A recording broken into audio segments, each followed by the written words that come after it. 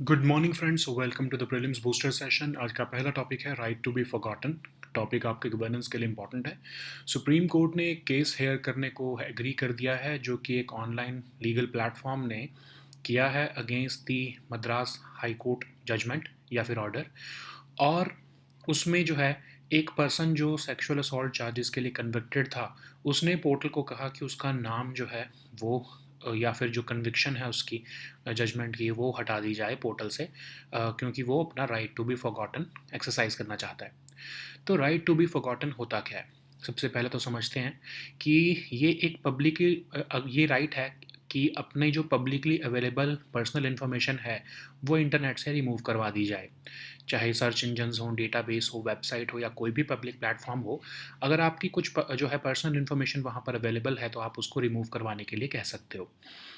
खासकर तब जब वो पर्सनल इन्फॉर्मेशन ना तो नेसेसरी है ना ही रेलिवेंट है, और उस पर्सनल इन्फॉर्मेशन की प्रेजेंस से आपकी राइट टू प्रिवेसी वायलेट हो रही हो।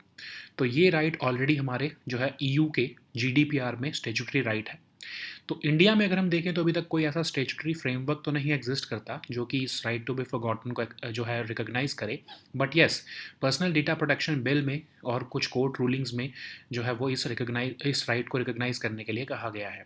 तो जो पर्सनल डेटा प्रोटेक्शन बिल है उसमें कहा गया है कि इंडिविजुअल जो है वो अपना राइट एक्सरसाइज कर सकता है अपनी जो है पर्सनल डेटा को के डिस्क्लोजर को रेगुलेट करने के लिए या रिस्ट्रिक्ट करने के लिए। कब?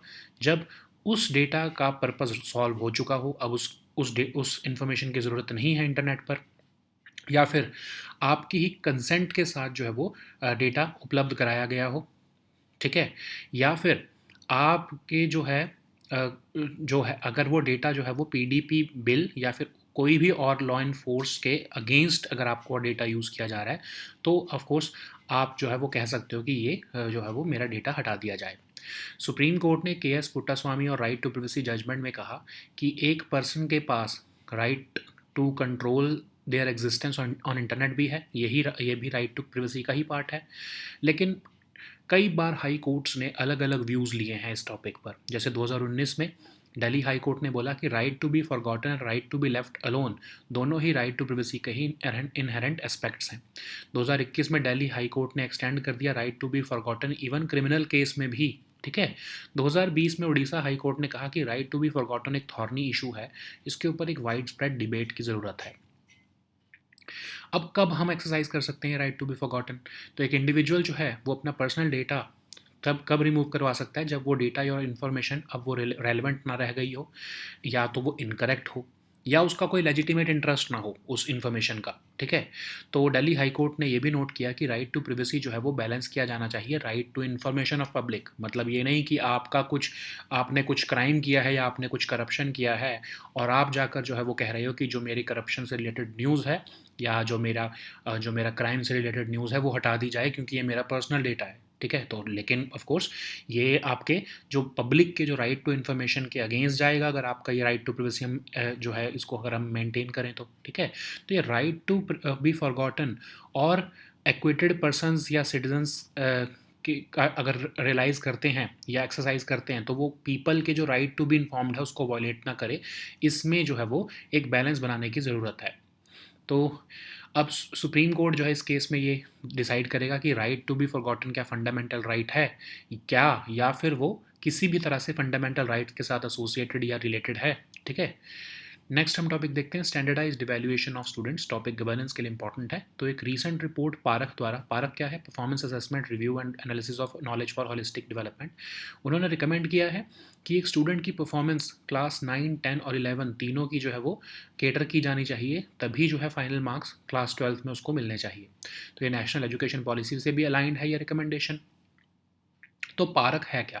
पारक एनसीईआरटी के ही अंदर एक इंडिपेंडेंट बॉडी बनाई गई 2023 में, जिसमें कुछ लीडिंग एक्सपर्ट्स होते हैं जो डीप अंडरस्टैंडिंग रखते हैं इंडियन एजुकेशन सिस्टम की।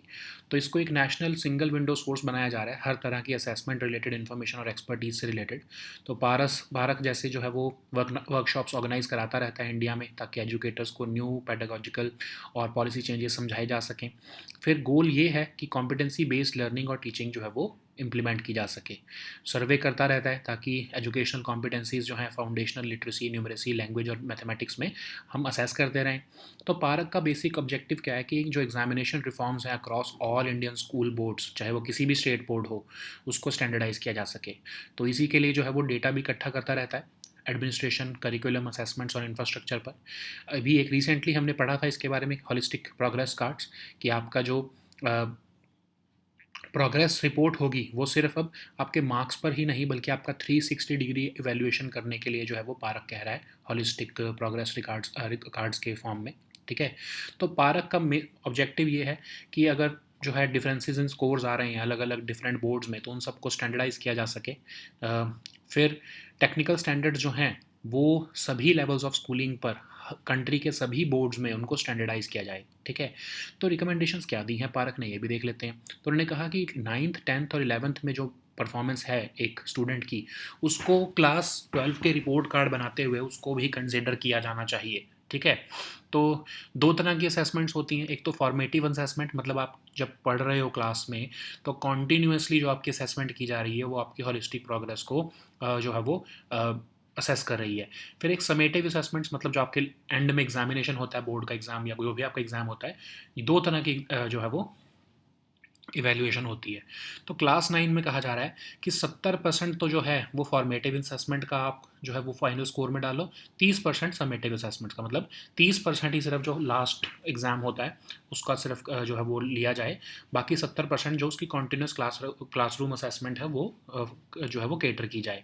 ऐसे ही क्लास 10 में 50% होना चाहिए दोनों का, 50-50%। क्लास 11 में कहा गया है कि 40% फॉर्मेटिव, 60% समेटिव रखो, और क्लास 10 में जो है वो कहा गया है कि 30% फॉर्मेटिव और 70% फाइनल एग्जाम पर बेस्ड रखो। तो पारक ने कहा है कि एक स्टूडेंट जो है वो क्रेडिट्स भी जो है वो अपने अर्न कर सकता है, जैसे 40 क्रेडिट्स क्लास 9 और 10 में, 44 क्रेडिट्स क्लास 11 और 12 में। तो बोर्ड्स को कहा गया है कि क्रेडिट ट्रांसफ़र का भी सिस्टम जो है नेशनल क्रेडिट फ्रेमवर्क के अंडर डेवलप किया जाना चाहिए। तो नेक्स्ट हम टॉपिक देखते हैं Jupiter IC moons explorer. Topic आपके साइंस एंड टेक्नोलॉजी के लिए इंपॉर्टेंट है। तो यूरोपियन स्पेस एजेंसी का जुपिटर आईसी मून्स एक्सप्लोरर जो है वो एक पिवटल मैनूवर करने वाला है। अर्थ के जो है वो फ्लाई पास करने वाला है 20 अगस्त 2024 को। तो ये जुपिटर आईसी मून एक्सप्लोरर जो है यूरोपियन स्पेस एजेंसी का मिशन है जो जुपिटर को एक्सप्लोर करने का, और उसके 3 ऑफ आईसी मून्स को। ठीक है, तो ये प्रोब एम कर रहा है कि पॉसिबिलिटीज़ ऑफ लाइफ जो है वो स्पेस में और उसके ओरिजिन्स ऑफ जुपिटर को जो है वो एक्सप्लोर करना चाहता है। तो जुपिटर के complex magnetic, radiation and plasma environment को इन डेप्थ में जो है वो एक्सप्लोर करेगा। जूस जो है वो ऑर्बिट के जो है अराउंड मूव करेगा, जो जुपिटर का लार्जेस्ट मून है गैनीमीड, और ये फर्स्ट प्रोब बना है जो कि एक प्लानिटरी मून को ऑर्बिट कर रहा है जो कि अदर देन अर्थ है। ठीक है, तो ये कैसे फ्यूल हो रहा है? फ्यूल हो रहा है ये मोनोमिथाइल हाइड्रोजाइन फ्यूल से और mixed oxides of nitrogen oxidiser से। ठीक है, सो नेक्स्ट हम टॉपिक देखते हैं लिवरमोरियम। ये टॉपिक आपके साइंस एंड टेक के लिए इंपॉर्टेंट है। तो साइंटिस्ट जो हैं बर्कली लैब 8 इंच साइक्लोट्रॉन, उन्होंने एक सुपर हैवी एलिमेंट 116 जो है वो क्रिएट किया है जिसका नाम लिवरमोरियम रखा गया है। तो ये एलिमेंट है जो सुपर हैवी एलिमेंट्स कौन से होते हैं जो कि एग्जिस्ट करते हैं बियॉन्ड हमारे नोन एलिमेंट्स। ठीक है, और ये टिपिकली बहुत अनस्टेबल रहते हैं। ये आर्टिफिशियली प्रोड्यूस किए जाते हैं हमारे, मतलब ये अर्थ के क्रस्ट में नेचुरली नहीं होते हैं। तो सिग्निफिकेंस क्या है लिवरमोरियम को बनाने का? एक इंपॉर्टेंट स्टेप है जो कि डिमॉन्स्ट्रेट कर रहा है मेथड कि कैसे हम इवन हैवियर एलिमेंट्स भी बना सकते हैं। ठीक है, और ये हमारे को वैल्यूएबल इंसाइट्स भी देगा कि क्या जो है बिहेवियर ऑफ एटम्स रहता है जब वो हैवीएस्ट हो जाते हैं। नेक्स्ट हम टॉपिक देखते हैं निपुण भारत मिशन। टॉपिक आपके गवर्नेंस के लिए इंपॉर्टेंट है। तो न्यू नेशनल एजुकेशन पॉलिसी जो 4 साल पहले लॉन्च की गई थी, वो इंटरलिंक्ड सोशल और डेमोग्राफिक ट्रेंड्स को जो है दिखा रही है और वो एक बूस्ट देगी हमारे निपुण भारत मिशन को। ठीक है, सो निपुण भारत मिशन क्या है? न्यूमरेसी कंट्री में प्रमोट करने के लिए, रीडिंग, अंडरस्टैंडिंग और न्यूमरेसी प्रमोट करने के लिए मिशन लॉन्च किया गया था। इसका फोकस जो है वो 3 से 9 साल के ग्रुप के बच्चों पर है। प्री स्कूल से ग्रेड 3 तक। तो एक 5 टियर इम्प्लीमेंटेशन मैकेनिज्म भी बनाया गया है नेशनल, स्टेट, डिस्ट्रिक्ट, ब्लॉक और स्कूल लेवल पर, जो कि सेंट्रली स्पॉन्सर्ड स्कीम समग्र शिक्षा के अंडर ही काम करेगा। गोल्स ऑब्जेक्टिव्स जो है इस मिशन के, वो सभी गवर्नमेंट एडेड और प्राइवेट स्कूल्स को अचीव करने हैं 2026-27 तक, मतलब फाउंडेशनल लिटरेसी और न्यूमरेसी के ऊपर। और इसको सेंट्रली स्पॉन्सर्ड स्कीम समग्र शिक्षा के अंडर लॉन्च किया गया है। नेक्स्ट हम टॉपिक देखते हैं national policy on rare diseases 2021। Topic governance के लिए इंपॉर्टेंट है, सोशल इश्यूज़ के लिए भी इंपॉर्टेंट है। तो सिर्फ 4 जो हो सेंटर्स ऑफ एक्सीलेंस है रेयर डिसीजेस पर जो बनाए गए हैं, उन्होंने ही अपने फंड्स को यूटिलाइज़ किया है जो गवर्नमेंट ने उन्हें दिए हैं आउट ऑफ टोटल 12। और ये national policy for rare diseases के अंदर बनाए गए हैं। पिछले 3 साल में सिर्फ 4 ने ही जो है वो 12 में से सिर्फ 4 ने ही जो है फंड्स को यूटिलाइज़ किया है। ठीक है, तो ये national policy for rare diseases है क्या? तो पेशेंट्स जिनको रेयर डिसीज़ होती हैं, उनकी प्रिवेंशन, अर्ली डिटेक्शन, ट्रीटमेंट के लिए पॉलिसी निकाली गई थी 2021 में। तो उनको कुछ फ्री ट्रीटमेंट फैसिलिटीज़ दी जाती हैं इन सेंटर्स ऑफ एक्सीलेंस में। तो 3 तरह की रेयर डिसीज़ को ग्रुप किया गया है। पहली तो वो डिसीज़ जिसमें एक ही टाइम ट्रीटमेंट की ज़रूरत है। दूसरी वो डिसीज़ जिसमें लॉन्ग टर्म या फिर लाइफ लॉन्ग ट्रीटमेंट की ज़रूरत है लेकिन कॉस्ट थोड़ी कम है। तीसरी वो डिसीज़ जिसमें कि डेफिनेटिव ट्रीटमेंट अवेलेबल तो है लेकिन उसकी कॉस्ट बहुत हाई है और शायद लाइफ लॉन्ग थेरेपी की भी ज़रूरत पड़ती है। तो ये सेंटर्स ऑफ एक्सेलेंस जो है वो उनको वन टाइम ग्रांट दी जाती है, maximum of 5 crore each for infrastructure development, और फाइनेंशियल सपोर्ट जो है वो 50 लाख तक का एक पेशेंट को दिया जा सकता है। ठीक है, तो अगर फाइनेंशियल असिस्टेंस लेना है तो पेशेंट को नियर बाय एरिया में अप्रोच करना पड़ेगा जो उनके नियरेस्ट सेंटर ऑफ एक्सीलेंस के पास है। निदान केंद्र भी बनाए गए हैं जेनेटिक टेस्टिंग और काउंसलिंग सर्विसेज के लिए। नेक्स्ट हम टॉपिक देखते हैं अगरवुड। ये टॉपिक इन्वायरमेंट के लिए इंपॉर्टेंट है। तो इंडिया ने सक्सेसफुली प्रिवेंट किया है inclusion of agarwood in review of significant trade जो साइट्स का होता है। अब साइट्स ने एक नोटिफाई कर दिया एक न्यू एक्सपोर्ट पॉलिसी ऑल्सो, जो कि हाईली वैल्यूएबल और एरोमेटिक रेजिनस वुड जो अर्न ऑयल और जो ऑयल होता है अगरवुड का, उसको रेगुलेट करेगा इंडिया से। ठीक है, तो अगरवुड क्या है? एक well known producing fragrant resinous would है ये, जो कि हाईली वैल्यूड है अपनी डिस्टिंक्ट अरोमा के लिए। तो इसको कई सेंचुरी से यूज़ किया जा रहा है कई तरह के कल्चर्स में, चाहे वो रिलीजियस, मेडिसिनल या परफ्यूमरी पर्पसेस हों। तो इसको इंसेंस इंडस्ट्री, परफ्यूम्स, इन सब में यूज़ किया जाता है। इवन ट्रेडिशनल मेडिसिन में भी इसको यूज़ किया जाता है। इसके जो है ऑयल जो इससे एक्सट्रैक्ट किया जाता है उसके anti inflammatory, anti rheumatic, analgesic और एंटीऑक्सीडेंट प्रॉपर्टीज़ होती हैं। और इसको कुछ स्पिरिचुअल रिचुअल्स और मेडिटेशन में भी यूज़ किया जाता है। तो अपेंडिक्स 2 जो है साइट्स का, उसमें फर्स्ट टाइम 1995 में इसको लिस्ट किया गया था जब इंडिया का प्रपोजल गया था। ठीक है, नेक्स्ट हम टॉपिक देखते हैं INS तबार। ये टॉपिक सिक्योरिटी के लिए इंपॉर्टेंट है। तो रशियन प्रेसिडेंट ने ग्रीट किया है इंडियन नेवी पर्सोनल को INS तबार पर जो ऑन बोर्ड थे। तो INS तबार एक स्टेल्थ फ्रिगेट है जो इंडियन नेवी के लिए रशिया में बनाई गई है। ये 3rd ऑफ तलवार क्लास फ्रिगेट है इंडियन नेवी की। इसके पास एबिलिटी है, ये हैंडल कर सकती है एयर, सरफेस, सब सरफेस मिशंस। इंडियन नेवी की वेस्टर्न फ्लीट का ही ये पार्ट है रादर। मैक्सिमम रेंज इसकी 4850 नॉटिकल माइल्स है। फर्स्ट वेसल है तलवार क्लास फ्रिगेट का जिसमें कि सुपरसोनिक ब्रह्मोस मिसाइल्स जो हैं वो आर्म किए गए हैं, और ये इवन बराक 1 मिसाइल्स जो हैं वो भी उससे भी इक्विप्ड है। ठीक है, so now let us see all these topics in English.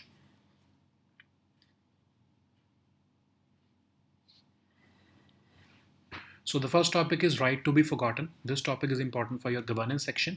So Supreme Court has recently agreed to hear a case by online legal chronicler, and this outcome of this case will shape the contours of the right to be forgotten. So this online portal has challenged the Madras High Court judgment, which reversed the trial court judgment convicting a person of sexual assault charges, had directed this portal to remove the conviction judgment. So what is right to be forgotten? So it is the right to have publicly available personal information removed from the internet, search engines, databases, websites, or any other public platforms.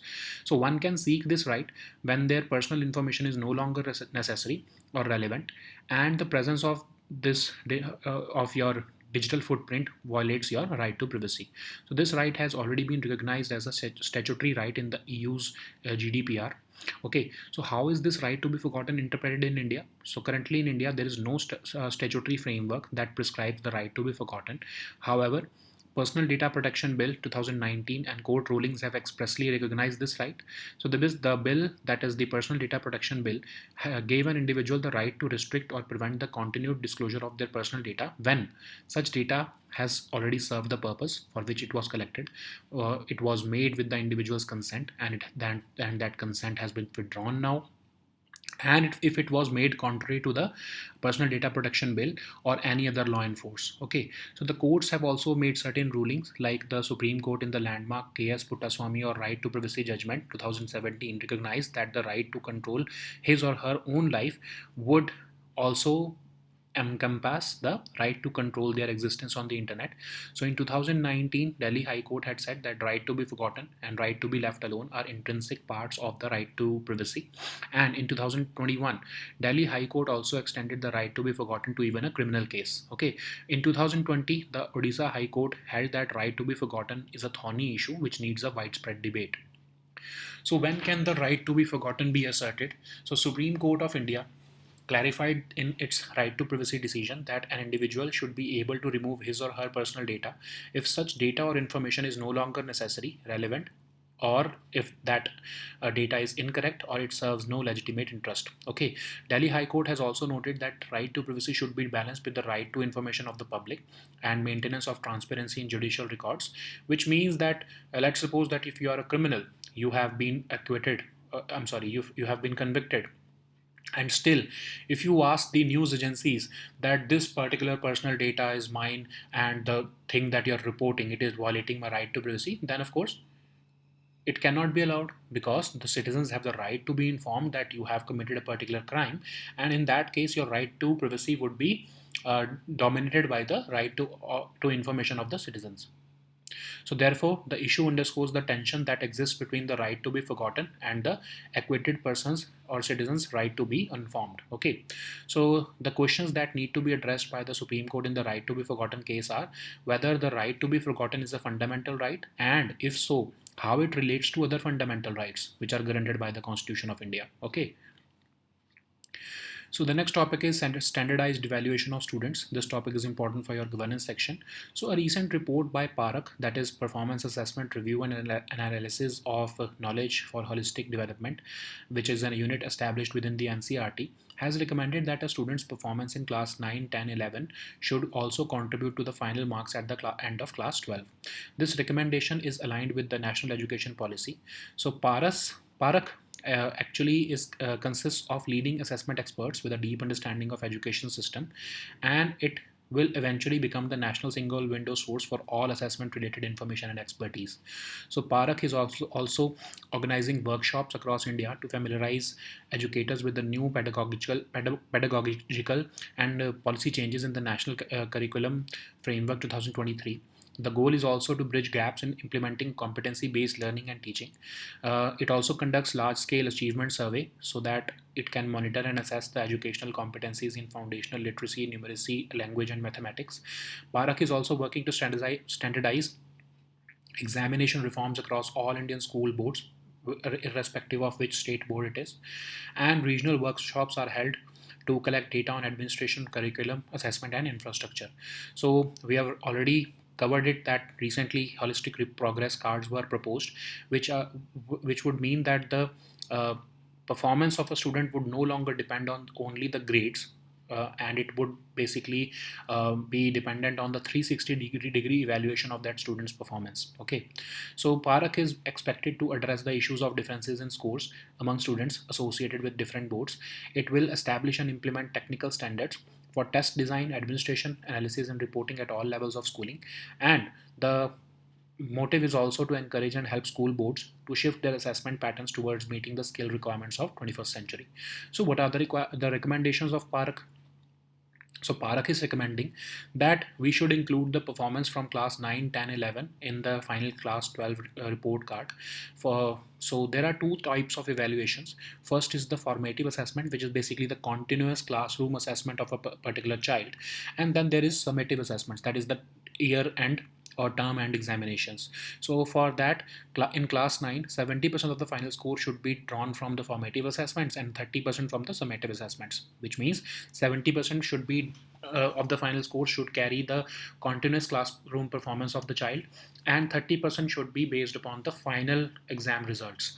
So for class 10, it has been said that final score should be based on 50% of formative and 50% of summative assessments. For class 11, 40% formative, 60% summative. For class 12, 30% formative and 70% final score based on summative assessments. Bharat has also suggested that assessments should be in terms of credits. A student can earn 40 credits in class 9 and 10 each, 44 credits in class 11 and 12 each, and the board should also develop a system of credit transfer in line with the National Credit Framework. So the next topic is Jupiter Icy Moons Explorer. This topic is important for your science and tech section. So European Space Agency's Jupiter Icy Moons Explorer, that is JUICE, is gearing up for a pivotal maneuver in its mission to the gas giant, and it is scheduled to fly past Earth on 20th of August 2024. So Jupiter Icy Moons Explorer is a mission to explore Jupiter and 3 of its icy moons, and that is Europa, Callisto, and Ganymede. So Ganymede is the largest one. Okay, so the probe aims to explore the possibilities of life in space and the origins of Jupiter. It will also monitor Jupiter's complex magnetic radiation and plasma environment and its in depth and its interplay with the moons. So JUICE will move into the orbit around the gas giant's largest moon, that is Ganymede.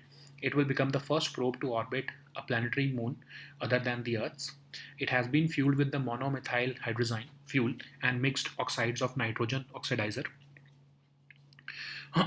So the next topic is livermorium. This topic is important again for your science and tech section. So scientists at the Berkeley Labs 88-inch cyclotron have successfully created super heavy element 116, which is also known as livermorium. So livermorium is part of the super heavy category of elements, which are those elements that exist beyond the known elements in the periodic table, and they're typically very unstable. So this livermorium is artificially produced, and these super heavy elements do not occur naturally in Earth's crust. And what is the importance of livermorium? So it will be an important step because it would demonstrate a new method which could be used to create even heavier elements like element 120. So success of this experiment would also provide insights into the behavior of atoms when they are at their heaviest. So the next topic is Nipun Bharat Mission. This topic is again important for your governance section. So new national education policy which was launched 4 years ago, and there are a set of interlinked social and demographic trends which, if leveraged, could provide a boost to the Nipun Bharat Mission, which is meant for foundational literacy and numeracy skills and promotion of the same in our children. So National Initiative for Proficiency in Reading with Understanding and Numeracy, Nipun Bharat Mission, was launched by Ministry of Education to focus on children of the age group of 3 to 9 years, including preschool to grade 3. So it has a 5-tier implementation mechanism, and it has been set up at the national, state, district, block, and school level in all states and UTs under the aegis of centrally sponsored scheme Samagra Shiksha. The goals and objectives of the mission are to be achieved by all government aided and private schools by the year 2026-2027. Okay. So the next topic is National Policy on Rare Diseases 2021. This topic is important for your social issues and your governance section. So only 4 out of the 12 centers of excellence for rare diseases have utilized their funds, which have been provided to them by the government under the National Policy for Rare Diseases in the last 3 years. Okay, so what is National Policy for Rare Disease? It was launched in 2021 for the management of patients who are having these rare diseases, and which is directed towards prevention, early detection, and treatment of such diseases. So policy has provision for free treatment facilities for persons suffering with such diseases at designated centers of excellence. So the salient features of this policy include that the rare diseases have been identified and categorized into 3 groups. The group 1 is those diseases which can have one-time curative treatment. Then the group 2 diseases are those which require long-term or lifelong treatment, but they have lower cost of treatment. The group 3 diseases are those which have definite treatment available, but the cost is very high and may require lifelong therapy. So centers of excellence have been identified for the diagnosis, prevention, and treatment of such rare diseases, and these centers of excellence will be provided a one-time grant subject to a maximum of 5 crore rupees for each for infrastructure development. So provision is also available for financial support up to 50 lakh rupees for the patients who are suffering from any of the 3 group diseases outside the umbrella scheme of Rashtriya Arogya Nidhi. So To receive financial assistance for the treatment of a rare disease, the patient of the nearby area may approach the nearest center of excellence to get him assessed and avail the benefits. Nidan Kendras have also been set up for genetic testing and counseling services. So the next topic is agarwood. This topic is important for your environment section. So India has successfully prevented inclusion of agarwood in the review of significant trade of the sites. Sites also notified a new export quota of highly valuable and aromatic resinous wood and oil of agarwood from India from April 2021 onwards. What is agarwood? It is well known for producing a fragrant resinous wood, and it is highly valued for its distinct aroma. Agarwood has been used for centuries in various cultures for religious, medicinal, and perfumery purposes. So it is highly prized in the perfume industry for its unique and long-lasting fragrance. It is also having medicinal properties, and it is used in traditional medicine systems. The essential oil extracted from agarwood has anti-inflammatory, anti-rheumatic, analgesic, and antioxidant properties. In many cultures, agarwood is also used in spiritual rituals and meditation due to its calming and soothing properties. It was listed in Appendix 2 of CITES for the first time in 1995 based on India's proposal at COP9 in 1994. So the next topic is INS Tabar. This topic is important for your security section. So Russian president recently greeted Indian Navy personnel on board the INS Tabar, which is participating in Russia's Navy Day celebrations. So INS Tabar is a stealth frigate built for the Indian Navy in Russia. It is the third of the Talwar class frigate of the Indian Navy. It was commissioned in 2004 in Kaliningrad, Russia. It has the ability to handle air, surface, subsurface missions for defending herself, operating either independently on maritime missions or supporting a larger naval task force. This ship is part of Indian Navy's Western Fleet, and the maximum range of this frigate is 4850 nautical miles, and it is the first vessel in the Talwar class frigate to be armed with both BrahMos missile and Barak 1 missiles. Okay, so these were our topics for today. We'll meet next time with new topics. Until then, goodbye and take care.